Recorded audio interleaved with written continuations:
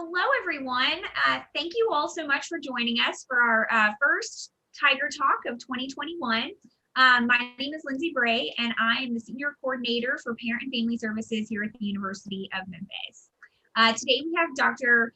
Robin Poston here with us, who is the Dean of the Graduate School, and she is here to talk about how your student can prepare to apply to graduate school, what graduate school is like, and just how you can help them get ready to continue their education if that's something that they're thinking about. So thank you so much for joining us, Dr. Poston. How are you doing today? Doing great. Hey, it's 2021. We're all looking forward to a fantastic year at the University of Memphis. Great. Well, thank you so much for joining Lindsay, us. thank you so much.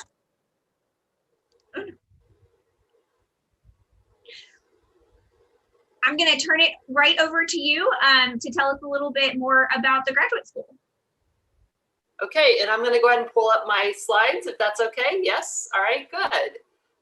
Let me make sure I can do this still. I think I can. Technology is so fun. So there's that, and then hopefully everyone can see. Let me project it. There we go. All right. Well, Lindsay, I really appreciate the invite. Rachel, thank you so much for organizing this event today and letting me be here. I have to say, graduate school at the University of Memphis is a huge passion of mine. It always has been. I've been at the university 17 years.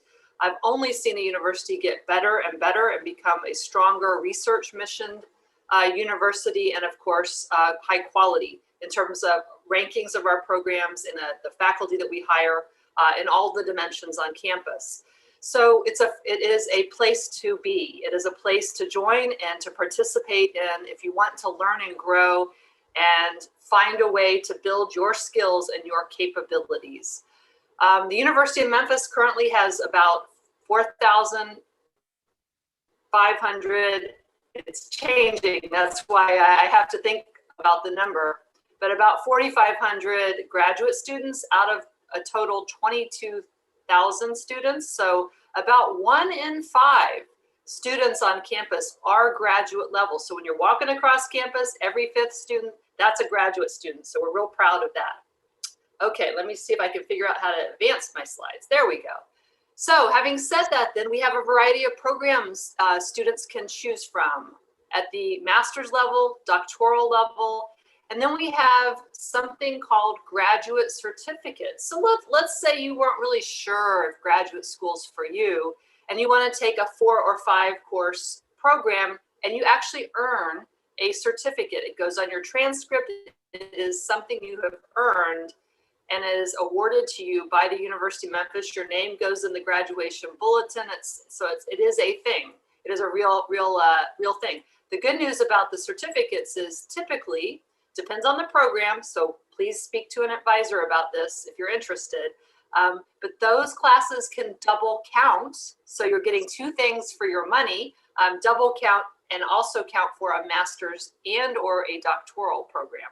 So that's a good savings for folks if that's something you're interested in, or you can stop after the certificate. And you can see many different programs here. We also, what's been bolded are the STEM programs, because there's really high demand and interest in STEM these days. But there are 131 total programs on campus. There is something right for you, okay? So how do I figure out of all those options, which one is for me? And so some suggestions. I actually went and talked to students that recently enrolled in grad school and said, how did you choose? So here's what they told me. Just go with a major that interests you, something you've always been curious about. At the graduate level, you will get involved more into the research side of things. You will actually grow your knowledge in a more in-depth fashion, in an applied, in-depth fashion of getting your actual hands-on experiments themselves. You'll work more closely with faculty who have their research interest in an area, and they are the world's expert, oftentimes in that area. They've written books, published papers, and you will be part of that work. So this will be groundbreaking, state-of-the-art information you'll be learning. So what are you interested in learning more about, and the current state-of-the-art discussions? Also, some people just go with a major that aligns with your bachelor's. It makes sense. If you have an undergraduate degree in a certain topic, a master's degree is a natural fit. It takes your depth, your knowledge to the next level. It makes your application when you apply for a job actually move to the top of the stack because you've shown a deep interest in that area. You've shown that the resilience and fortitude and ability to hang in there and get another degree in that same topic. And so it's really what interests you. I would also throw out there that it's also the intersection of things. So while you might have an undergraduate degree in biology, you might stay and get a master's in biology, you could alternatively go into, say, engineering, right? After getting a biology degree, get a master's in bioengineering, right? So it's the intersection of things, oftentimes that to me, the very interesting research takes place as we're trying to figure out how to have discussions at deeper levels. Okay. Oh, wrong thing to click on. I was doing it a minute ago. What happened? Let me try the arrows. Nope. All right. There we go. Okay.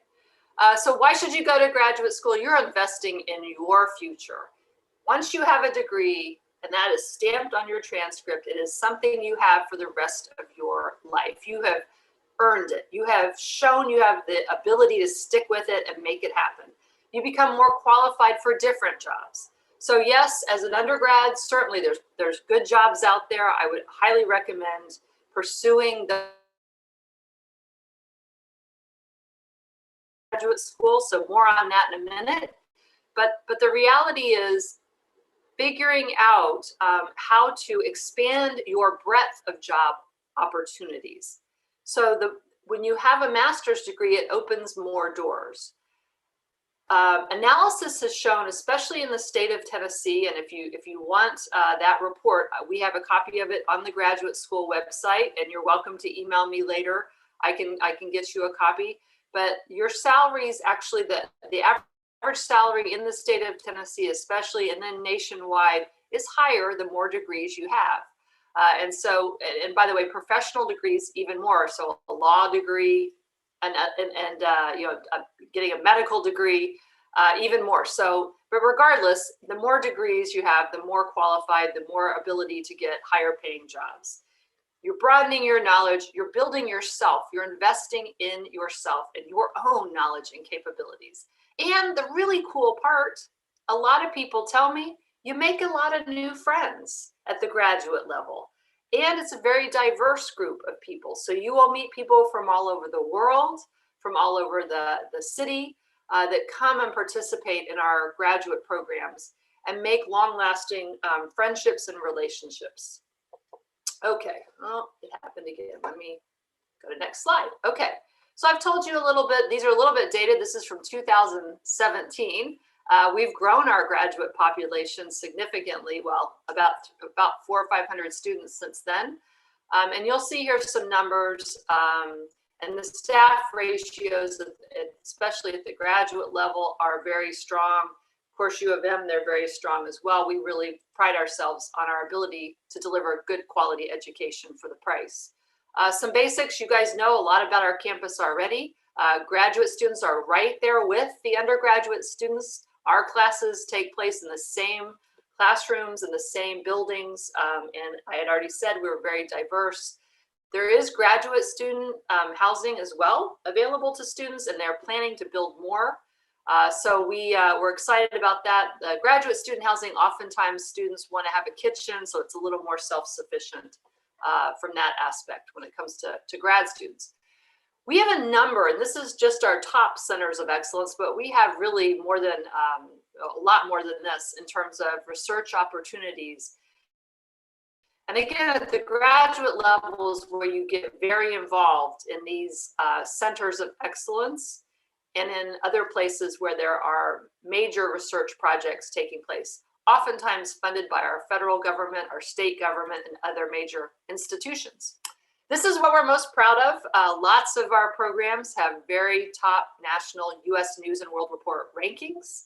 So you're actually, some of them are, I'm just going to say the higher ranked, the more difficult to get into. We'll talk about how to get into graduate school in just a minute, but they're competitive. These are very competitive graduate programs, high ranked, as you can see, in the nation.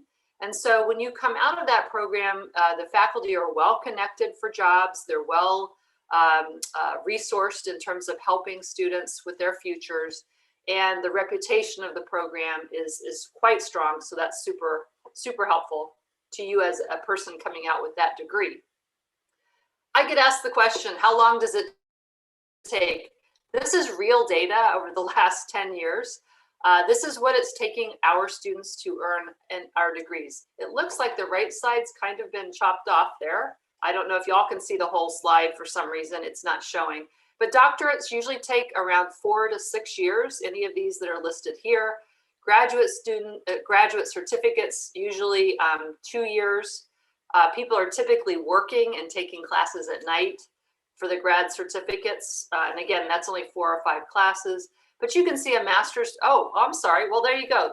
I misread this. The years are on the left side, so it's not chopped off. My bad. I misread my slide. I've only used this slide 100 times. Master's programs around 2 to 3 years, doctorates a little longer, and of course the grad certificate a lot less. How many credit hours? This shows you the credit hours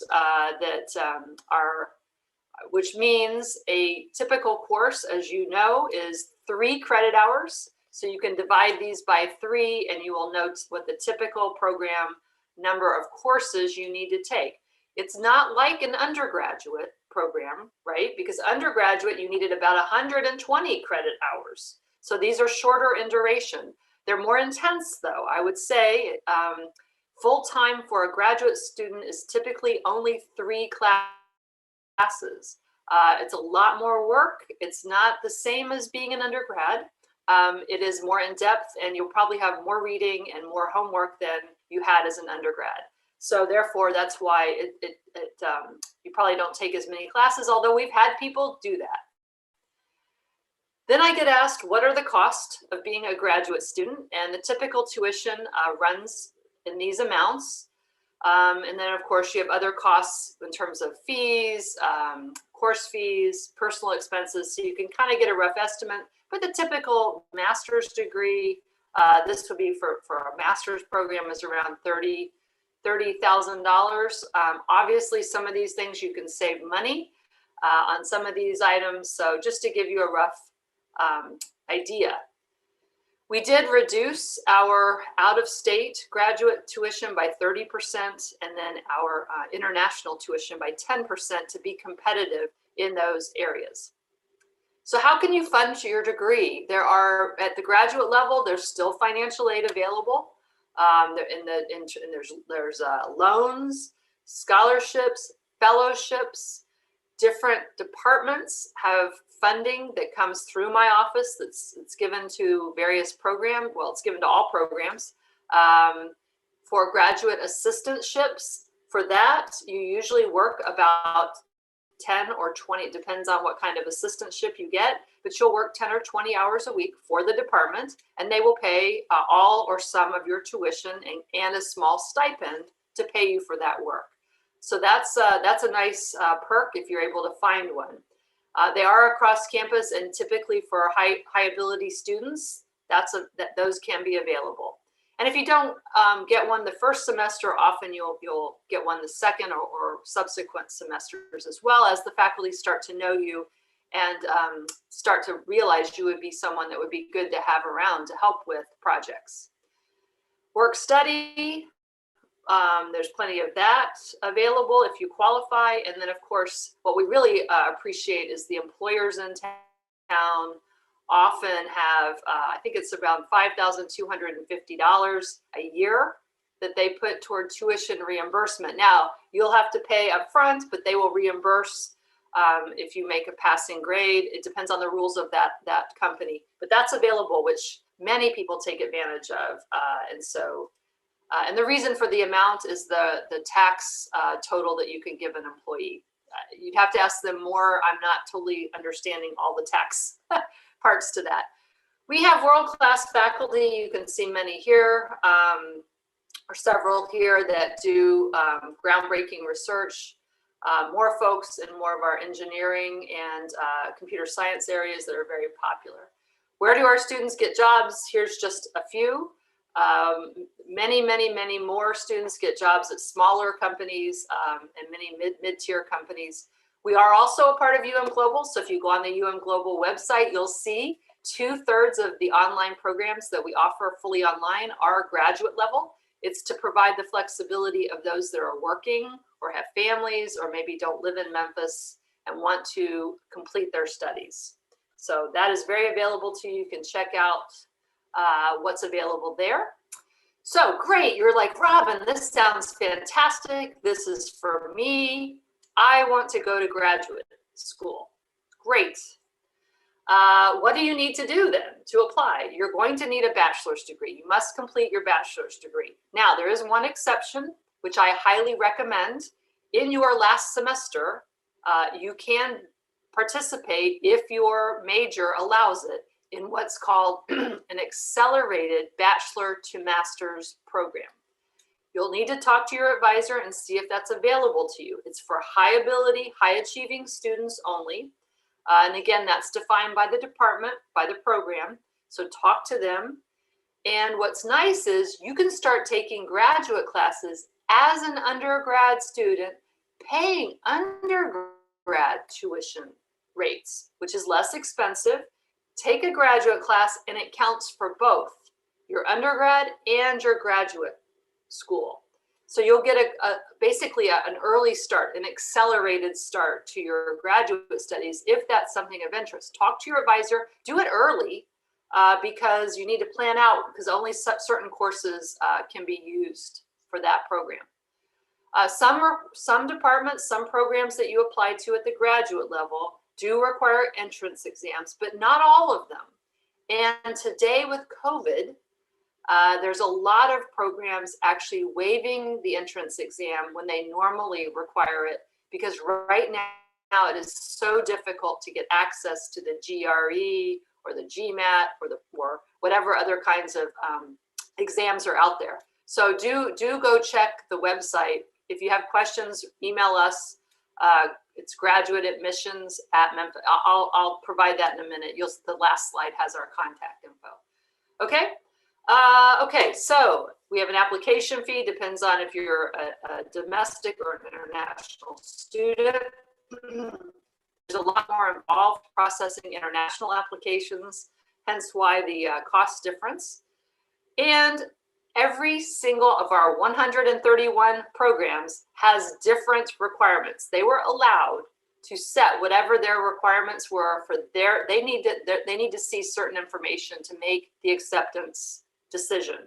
So it could be your resume, it could be your tests, your GPA, it could be letters of recommendation, which you would want to go talk to your professors from your undergrad, or people that know you, reputable people that have good titles, right? So there's someone that we would feel confident knows you and could give a good input into whether you would succeed in that major. Really, what we want to accept only students who will be successful. So we have to figure out what that looks like. We don't want to bring you to the University of Memphis, to our graduate programs, and have you fail, right? We want you to succeed. And so we're basically, the reason for the requirements is to make sure you have what it takes. Do you have the background? Do you have the math skills if it's a heavy math related major? Do you have the fortitude? Are you going to be someone that sticks it out and makes it? So this is the kind of evidence that we need to ensure that you're the right person to accept. We want to accept you, so help us make that case, right? So build a strong application. How long does the application process take? It depends on when the committee for that program meets. I got to be honest with you. I know this says about 3 to 6 weeks, and that's what we're seeing on average. but it's really when that committee meets, and they don't meet every day. There's not enough applications every day. So they usually wait maybe once a week.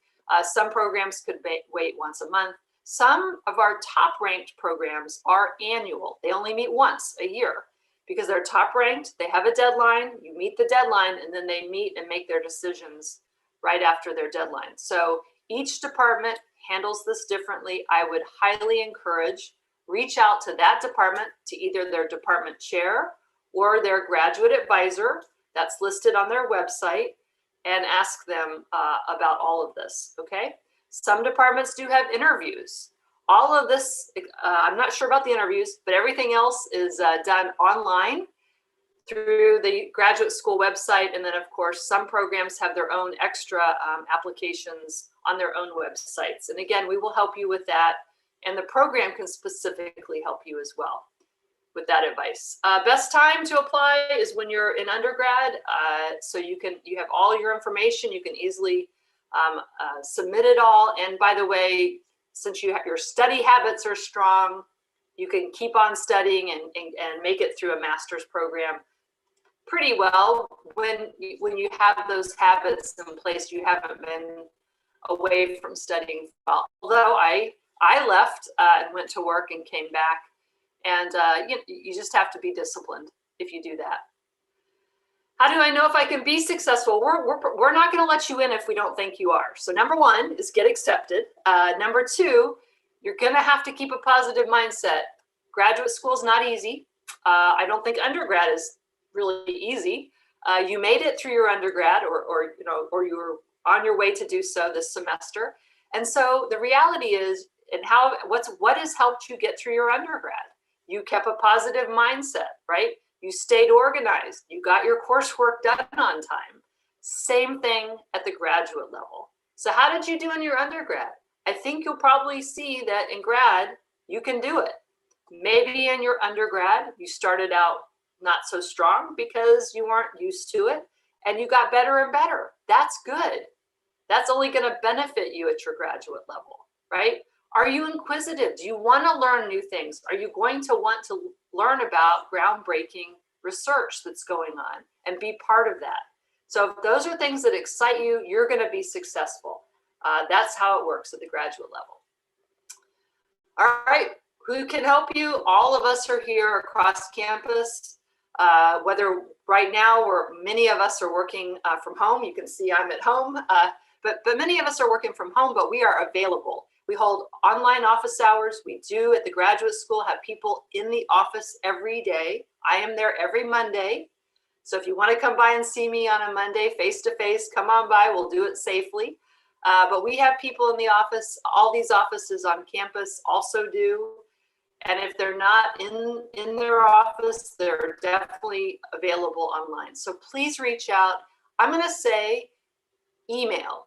Email us. We will get back to you. You can call us, but there's a challenge with that, right? You won't always reach us because we're not sitting at our desk all the time, right? We're busy getting stuff done. An email we will process for sure. So that's my recommendation on that. And with that, I'm going to show you how to reach us. So graduate admissions, if it's a admissions related question, or the school in general questions, you've got the two emails there. Stop by. Our office is in the FedEx Institute of Technology. Stop by anytime. There is someone there every day. There's a sign on the door if you can't get in the building that says who to call each day. Call that person. You'll get let in, and then we can answer any of your questions. We're excited. We want you to join the graduate programs of the University of Memphis. You can help us make our programs even stronger. So with that, I guess I'm going to open it up to questions. Lindsay, do we have time? Yeah, of course. Thank you so much for all of that wonderful information. I think you've really covered a lot to kind of help our parents understand the process and what it means to go to graduate school, whether their student is interested or maybe even themselves, which is always a nice thing too, because a lot of us out there, myself, I mean, we talked about this earlier, but I'm in grad school myself. It is harder to go back once you've gone, but you can do it. And it's, you can get back into it and make that part. And it's always a great part of kind of fulfilling and continuing your education, but also in your career as well. So I know one of the questions that we kind of had as well was, and you touched on this a little bit, but when would you recommend, so you talked a little bit about doing a master's right after undergrad, but are there ways that they should start looking at that or preparing even as far as into their junior year? Or do you think just investigating that maybe in their senior year is a better idea? No, I really think the junior year is even better, or even, sophomore year if you're really, really serious about things, because then you can map out your coursework and you can take advantage of the accelerated bachelor master option if your program has it. Because there's only certain classes that double count at the undergrad and grad level. So as such, you want to save those classes for your last semester if that's what you're going to do. You also, if you're really thinking about graduate school, want to remember you're most likely going to need letters of recommendation. So you're going to want to find out in your undergrad program, building relationships with some of the professors, maybe that have a little more prestige or more titles behind their name. This is just Robin's advice, tends to go over well. And so be thinking about that, build a relationship, something positive. So the person will say positive things, maybe volunteer to help with a research project. I know, for non-pay, but maybe see if it's something that's interesting to you, especially if it's in an area where you think you want to become a master's student or a PhD student someday. It shows the faculty you're very interested in that area. And so when your application comes along, they'll have more of a sense of your ability to succeed and interest in the work. So you'll more likely to get a accept decision, which is what we want. I think that's a really great point. We talk a lot about with our parents about helping their students, encouraging them to make that network and to find their connection to the university. And research projects are a great way to do that. Faculty members are a great way to do that. So I think that's great to add that on. That's important if your student wants to go to grad school, or even those letters of recommendation are great for when you want to go get a career and get a full-time job as well. So I think those are really great points. Thank you for that. Yeah. And Lindsay, I'm going to be partial to, and I want you to come, your kids to come to the University of Memphis. But the reality is those letters of recommendation are going to potentially be needed for if you want to apply to other universities. I'm not going to name them because I'd prefer you stay at U of M. But the reality is building that network, you're right, Lindsay, going to be beneficial no matter what happens to the rest of your life. And I'm sure parents know some of that, that it's the community and the people that, it's not what you know, it's who you know. And so, yes, agree with you.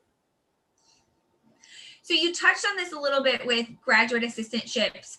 Are there also teaching assistant opportunities within some of the departments or adjunct positions that students can take advantage of to help kind of fund their education? Great question. I glossed over many things in my presentation, so we could talk for a couple hours, so I was trying to keep it short. But you're right. Graduate assistantships are broken down into research assistant, teaching assistant, and there's also one that's more of an administrative assistant role. But there's the three different roles, and if it's available, depends on the program as to what they need.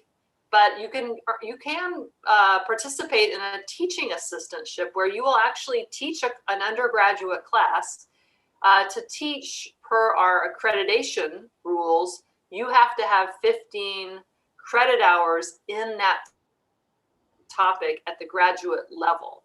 So for example, if you're going to teach English 101, you have to have passed 15 graduate credit hours of English, and then you're qualified to actually take on a TA, teach some classes, earn money. Great resume builder, to your point. I mean, it looks really good taking on all that responsibility. And certainly the faculty support and help you with what that looks like. You're not just left on your own to figure it out. they're very interested in making sure their courses and their classes are handled properly. So it's a great way to get really good work experience too. You're right. You mentioned this as well, touched on this particularly with the global program, and a lot of our programs being offered in an online format. Where would a student kind of know whether or not they would have to do this full time, or whether they could do this as a part-time degree? To kind of get themselves through, whether they need to still work or if they want to make that full-time commitment?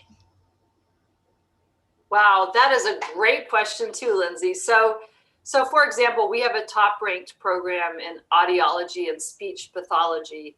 Most, if not all of those students are full-time because there's a clinical component where you're actually seeing patients and you're actually getting hands-on help with how to diagnose certain situations. So the reality is there are some programs that are going to be full-time and you have to really commit to that.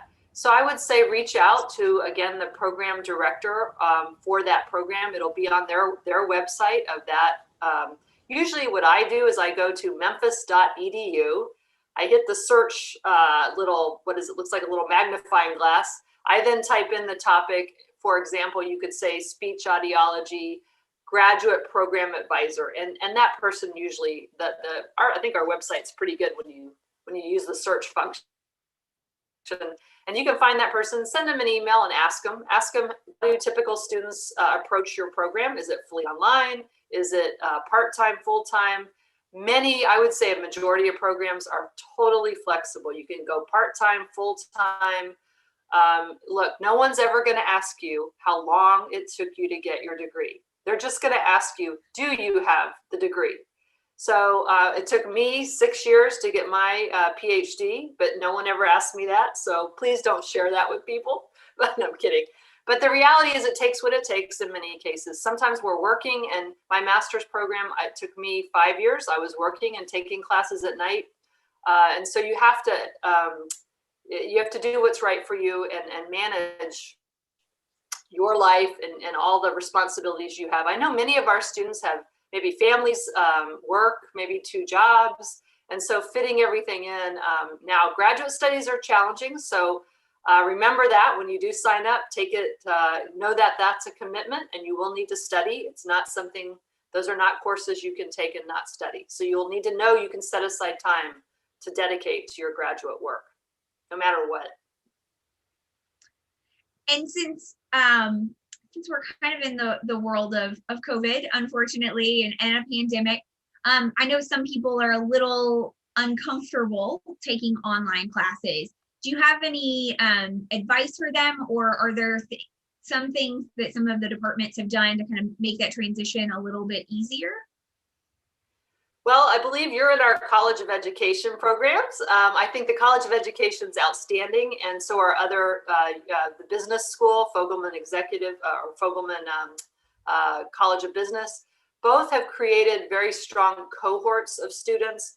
UM Global also has many programs that teach you how to be an online student. They're free. I highly recommend take advantage of them. The other thing is meet people in your class. Ask the faculty member. Tell me if you can't find them in your online environment, ask the faculty member to connect you. Build your own online virtual study group now. So yeah, it's a different world being online. I think University of Memphis we took online seriously starting about 12 to 15 years ago. So we have been evolving in our quality approach toward online over the years. UM Global has a high bar, and I have to admit, when I taught online in the early days, I got a lot of red marks, meaning bad marks, for how my class was set up, and I had to fix it before they would certify me. And many of the things that they recommended actually worked really, really well.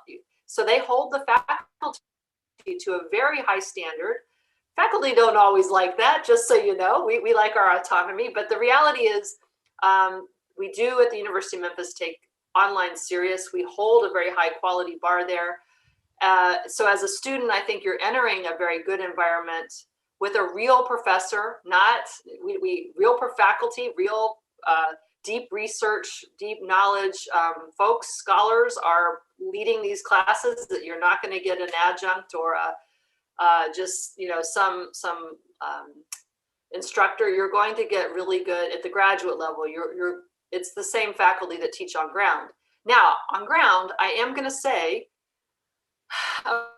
okay, as a faculty member and a student, I think OnGround can be easier because all you do is show up, right? Online, you have to be a self-starter. You have to be the one to go out, make yourself, set aside the time. You have to do the homework on your own without being told to do it. Versus in the classroom, the faculty is going to tell you, this is due next meeting. Here's your study cohort, or here's your group, your team member. Let's break up into our teams now, and then you're face to face. It's just a little more easy in certain respects. The problem is you got to drive to campus, park your car, all right? So the trade-offs between the two are visible, but you can do it. You just have to really stick to it and stay. If you are someone who's highly organized, positive attitude, and you have that fortitude to stay in there, we're here to help you. All of us, from staff to faculty, are here. Reach out to us anytime you're struggling. We have lots of programs available to support you outside of class. So let us know. And so a good example, I'm sorry, Lindsay, I talk a lot. So tell me when you need me to stop talking. Okay. A good example, we started a boot camp the week before every semester starts, for our doctoral students. That's just a dedicated writing time. So these students have a community. It can be very lonely writing your dissertation. And so having a community to hang out, and this year we had to move it. We used to hold it physically in the library. Now we hold it on Zoom, online. But the reality is, I think we had 78 students participate in January, right, the week before school started. And they appreciate the sense of support, the sense of, we're not in this alone. Yes, it's lonely sitting and writing all day long by yourself, but the reality is there's a whole bunch of other people in the same boat, and I can reach out to them when I'm stuck or I'm struggling.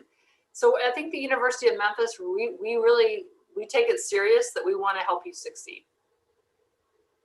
I think that's fabulous. And I know that we have so many supports for our undergrad, and we also have those for our graduate students as well. And we are always here to help our students. There's always someone here to help and help them succeed. So my last question for you, because you've done graduate school twice already and being the dean of the graduate school, what do you think is the most important advice you would have for a student thinking about going to graduate school as they prepare for that? Well, I think about why I did it. Why did I go back to school for my master's? I was in a bad marriage. I'll be honest here, and had really just didn't have. I just didn't have a good life, and I realized the only thing that was holding me back was not having, having a master's degree opened up more doors. I didn't like my job at the time. I didn't like my life, my marriage, and so I said I want to make a change, and I want to be happy, and I want to be able to say I have opportunities. So I went and did my master's program at night in accounting. I got a job in accounting and was able to move on with my life, and grow from there, and realize then accounting research was where I wanted to really head. As I was working, I realized there's all these problems with how we do things. I want to take time to go delve into these problems, but you can't because at work you're busy meeting deadlines. So then people said, well, you need to get your PhD and study these problems. And so that's what I ended up doing. And I love my life now. I think education opens doors. It opens opportunity. And so no matter where you are, even if you're already happy, yay, that's fantastic. There's more opportunities and doors available to you the more you educate yourself and build your own knowledge and your own skills and capabilities. And those are what I call, it's a very selfish thing, right? Because you're doing this for you. You're doing it to build yourself. and you're building your own, what I call knowledge capital. It's something that you own. You can sell to an employer, if I can get that kind of crude with it. But the reality is, it's something you have the rest of your life that people will value and want to hire you for. So my only advice would be, go for it. Live your dreams and passions, and don't get stuck somewhere where you're not happy. You can make a change, and you can make your life what you want it to be. That is beautiful advice. Thank you so much for that. I think that's absolutely wonderful. And, much like when our students go to undergrad, or, it's all about finding your why and what is that next step and how you can kind of proceed to that. And education is often a big door that you can go through that will help you move forward. So thank you for that. That's wonderful advice. Well, thank you so much. We really appreciate you being part of this, and talking to our parents about this, and for their student and maybe for themselves as well. So we're excited. So as always, parents, we are here for you. If you have any questions, concerns, anything like that, we will update and have all of the links below and in our Facebook page as well. So thank you so much. And we look forward to our next Tiger Talk with you. Thank you. Great. Thank you, Lindsay. Thanks, Rachel. Are we off the recording?